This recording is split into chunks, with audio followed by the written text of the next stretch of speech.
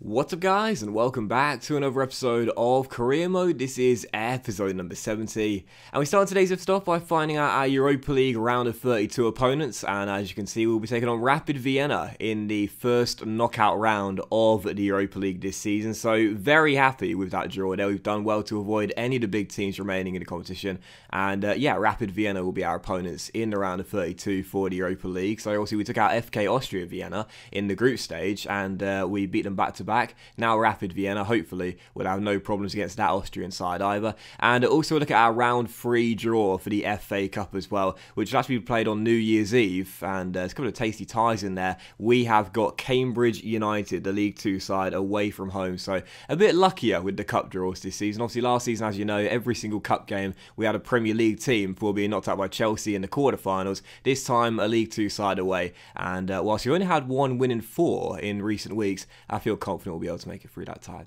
Anyway, following that, we saw that we have a risk of losing one player on a free transfer come the end of the season on a pre-contract deal. That's Joe Hart, our veteran 35-year-old, out of contract in the summer, and just like Ben Foster, the plan with Hart was to bring him in until he retired. But just like Ben, Joe doesn't want to retire, he wants to keep on playing. So because of that, Hart remains a professional footballer until next season, and therefore I'll probably just let him go on a free transfer come the end of the season. If a club poaches him away on a pre-contract, fair enough. Otherwise, I doubt he'll get a new deal come the end of the year.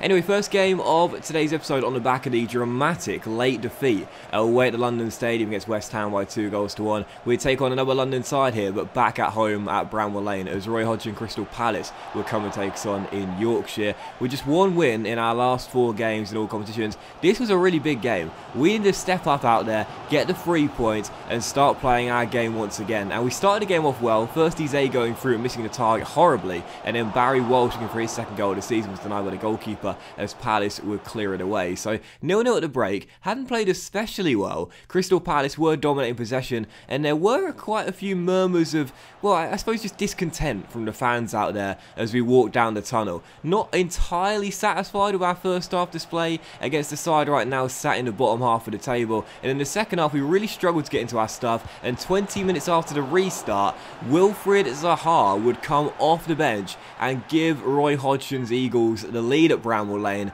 And in a game where Crystal Palace were dominating possession, they finally had something to show for it. Zaha's first shot, well saved by Dean Henderson at his near post, and then Scott McKenna made an amazing recovery block there. Great block by the captain to intervene, but such is the luck sometimes. We certainly didn't get it there. We can't complain about the rebound goals considering how many we scored this season, but 2 shots blocked by Henderson, then McKenna, and then Zaha turns in the third attempt. So 1-0, Crystal Palace in front, and we were really struggling for chances in this game, and when we got them, we simply didn't take them. Jamal Lewis sent through one-on-one with 10 minutes on the clock, couldn't even hit the target. One of the best opportunities we could have asked for, but it fell to the wrong man. Lewis puts it wide. It's still 1-0 to Palace, and in stoppage time, as fans were getting up to leave before the final whistle, we had one late chance to get an equaliser. Eze down the right, slides it into McBurney, one-on-one with the goalkeeper, but it's saved, and then Jamal Lewis gets the rebound, but again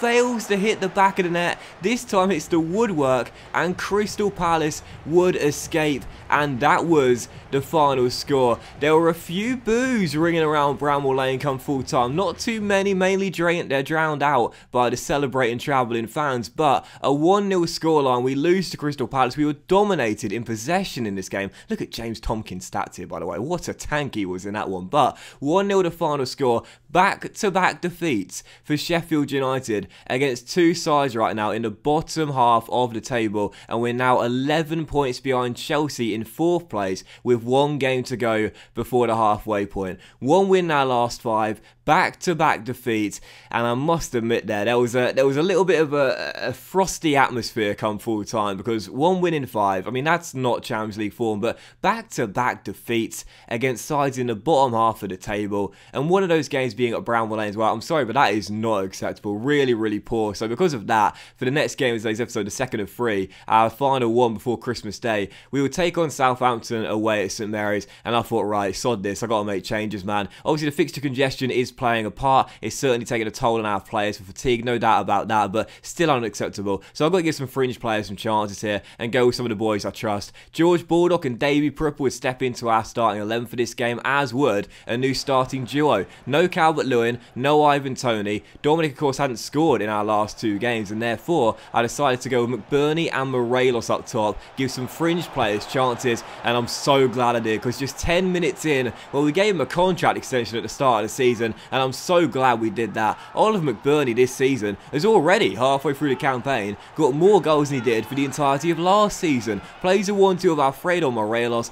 slid through by the Colombian, and drills it into the bottom corner, makes it 1-0, early lead for the Blades, and it almost became 2. Ravel Morrison finds a bit of space, goes for goal, but Angus Gunn pushes it behind for a corner as it remains 1-0. But it was all Sheffield United in the early going, and unlike in the last game against Crystal Palace, we were holding on to the ball a lot better, not losing the possession battle by much, looking the better team, and had our finishing been better, we would have been 2 or 3 goals up 20 minutes in. We were looking the far superior side out there. Brian Fagan putting that shot just over the bar, but 5 minutes before the break, we would get a deserved second goal. Wilfred Ndidi, who's been amongst the goals of late himself, playing a lovely through ball to Oliver McBurney, and our number 9 bags a brace and makes it 2-0. So glad I decided to start him in this game and not keep faith with Toney and Calvert-Lewin. You know, DCL might have already reached double digits this season. Toney might have scored 40 goals last year, but the fact of the matter is, in this team, no one's place is guaranteed. If you're not performing, you'll be on the bench. McBurney gets his 3rd in the Premier League this year. You can see what it means to him as well. I bet he's so glad he signed that contract extension, getting rewarded with more game time this year, and he's not letting me down. 2-0 to the Blades, really looking on course in the first half for 3 points here, and we again should have been 4 or 5 goals up heading into half time, and Didi smashing that shot just wide of the post. But that first half display, so much better than our last 2 games. 9 shots, 5 on target, and 57% possession as well. It seemed like it was only a matter of time before we get a 3rd goal, and just past the hour mark here as Ross McCrory finds Brian Fagan out wide towards Ollie Shaw. We conserve energy, don't force it, just look for an opening in the Southampton back line. We finally find one, and it fell to Callum Robinson off the bench, who takes a bow, maybe because that's his final goal in a Sheffield United shirt, and he wants to reward the fans for all their support. 3-0 to the Blaze. Nice little passing move there. Didn't force the issue, just waited for the opening. Nice ball slid through by Pripper, and Robinson, great finish into the top corner, makes it 3, and that was how the game would finish. Final score, Southampton 0, Sheffield United 3. There were boos at St Mary's as well, but this time not directed at us, at Ralph Hasenhüttl, and I said, mate, I know how you feel. Just a few days ago I was getting them myself, but 3-0 the final score. 3 points in the bag to take back up north to Yorkshire. Buzzing with that win, and buzzing for the fringe players as well. McBurney with a double, Robinson with 1 goal himself. That was like season 1 vibes in that game. I loved it. So brilliant win, and exactly what we needed to relieve some pressure. But for the 3rd and final game of today's episode, this was the Christmas Day fixture, and Lord knows why we were playing today and not on Boxing Day, like the traditional 26th of December fixture. It's a bit of a mess up from EA scheduling there, shock horror. But we will take on Everton here, back at Bramwell Lane, looking to make it back-to-back wins for the first time in quite a few weeks, in a big clash here between 2 sides right now outside the European places, and looking to have the outside shot of finishing in the top 4. So massive game for both teams here. Neither side, even halfway through the season, 19 games in, could afford to drop points in this one, especially to a European competition rival. And 6 minutes in, golden chance for us to take the lead. Toney sent through 1-on-1, and this is why I didn't complain too much when Palace scored that rebound goal, because we've had quite a few ourselves this season, and luck will always balance itself out. Toney sent through 1-on-1, fantastic recovery block there, but it fell straight back to Ivan, who turned in the rebound and made it 1-0. Party time at Bramwell Lane on Christmas Day. We're celebrating early. Sheffield United 1, Everton 0, and it's Toney with the breakthrough. However, just a few minutes later, when the fans had barely stopped celebrating, 6 minutes after Toney got the goal, Borja Iglesias would make it 1-1, and the Toffees will be back on level terms. Ollie Shaw losing out there in a battle of strength, and Iglesias received the through ball, made it 1-1, and with 5 minutes to go before the break here, as Conan controls this wayward cross and finds Barrios, Everton looked to come from behind to lead. They were playing some really nice football, and as Alex Iwobi crossed it, McKenna didn't do well enough. Henderson could only parry the Iglesias header, and he turned in his own rebound to make it 2-1. Shocking all-round defending from the Blades at the back line there. God knows what was going on and how we failed to deal with what was initially a wayward cross. The Toffees leading right before the break. Just abysmal defending all round in this one. Where was McKenna trying to head that ball to? He almost turned it himself. Henderson not really doing well enough with the header. And then for the rebound as well, Iglesias getting his own miss. That shouldn't happen in a crowd of red and white shirts. And at the break, there were a few boos once again. We were facing the prospect of 3 defeats in our last 4 games in the Premier League and back-to-back losses here at Bramall Lane in what was a massive game. And 7 minutes after the restart, needing a response from our Blades out there, we fell further behind as Iglesias completed his hat-trick. Once again, across to the middle, failed to be dealt with. Iglesias turns it in. Everton lead by 3-1, and the boos were getting louder and louder and louder. You could hear the shouts from the fans behind me in the dugout saying terrible things on Christmas Day. I was like, lads, there's bloody kids here. They didn't care. I took off all these short little boos when he came off. They were saying, get that cunt proper off, he's fucking shit. Why are you starting with Bernie's rubbish? Where's Morelos, club record signing? He's not even on the bench. You don't know what you're doing, chants started breaking out. And then this with 10 minutes to go.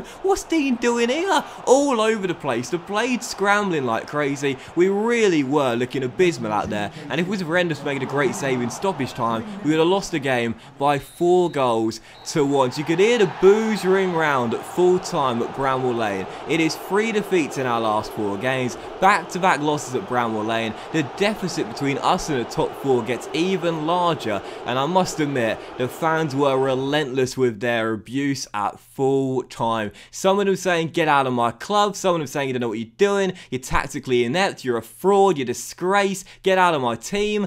I must admit, right now, it's a very dark time for Sheffield United. 3 defeats in our last 4. We go even further behind in the table in the race for a Champions League place. I had to put the blame on myself come full time and protect my players, but I've got to be honest here, we've got to step this up. Yes, there's 18 games to go. We've only just got past the halfway point in the season, but 11 points behind Spurs and a much worse goal difference as well. We've got to turn it around, otherwise we're going to get nowhere near those Champions League places come the end of the season. But that was today's episode of Career Mode, guys. So big thank you for watching. Really hope you have enjoyed. If you did enjoy today's episode, please drop a like. Much love to you all. Have a fantastic day, and I'll see you for the next episode very soon.